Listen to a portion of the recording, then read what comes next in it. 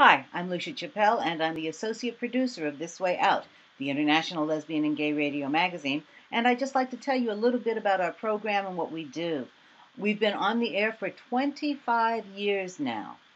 25 years, we're heard on over 200 radio stations around the world. We send our programs to radio stations free of charge. So because we feel that hearing the voices of LGBT people is so important to get around the world that we don't want to have any financial barrier, especially because a lot of community radio stations are, quite honestly, fairly poor. And we want to be able to make sure that we reach into those areas, particularly the rural areas where people might not be able to have any other contact with the LGBT community, not hear any other voice telling them that they are okay. What kind of communities am I talking about? All across the United States, all over Canada, around Australia, New Zealand.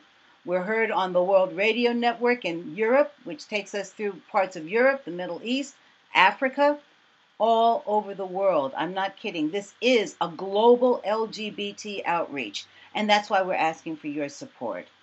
We do this on a tattered shoestring budget.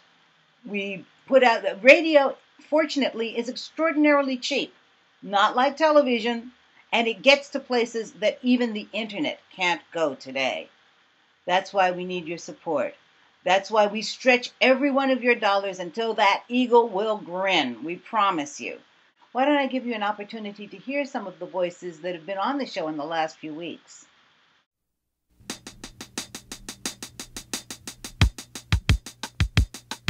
U.S. Supremes mull marriage equality. Paris police protect the presidential palace from anti-gay protesters, and a Russian activist is beaten after another pride is banned.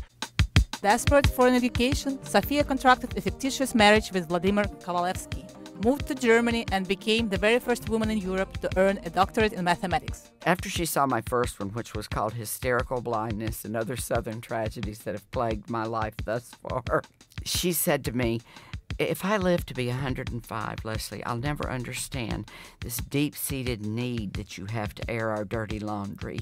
Why can't you just whisper it to a therapist?" Most of us have to hide sexual orientation or gender identity because there are some stories who made coming out and they were beaten or pushed out from the house and all the things, terrible things. I never strategically set out to write gay songs. I just happen to be gay. I'm proud and I sing about the experiences and the relationships that are true to me. Girls like girls and boys got a boyfriend. I like guys and they like me.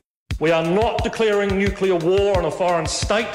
We are not bringing a virus in that could wipe out our agriculture sector forever. We are allowing two people who love each other to have that recognised, and I can't see what's wrong with that for love nor money, sir. I just cannot. What about Jesus saying in the Gospel of Luke, "If you want to be a follower of mine, you must give up all your possessions"?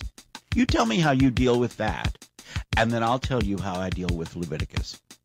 Like every other LGBT person, I am not broken, I am not confused, and I do not need to be fixed. Marriage for us isn't like, I guess, a rite of passage. It's a necessity for us, for any legal protection and recognition our family needs. As a gay person, it's important for me to remember that all of us come from a community whose stories have for too long been forgotten or ignored. A community that, in spite of all that, has found ways to love and to laugh and to care for one another. Before this debate, homophobia was hidden. It was there, but no one expressed it. These demonstrations have brought homophobes together and given them a feeling of strength in numbers. I will be casting my vote today on the side of love, Madam President. The going cry now is, hey, we're just folks. You know, we're just like you straight people. I mean, except for this trivial little matter of sexual orientation. This Way Out.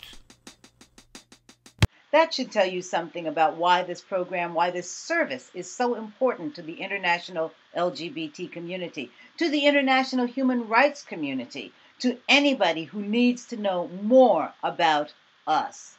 That's what this is all about. This Way Out.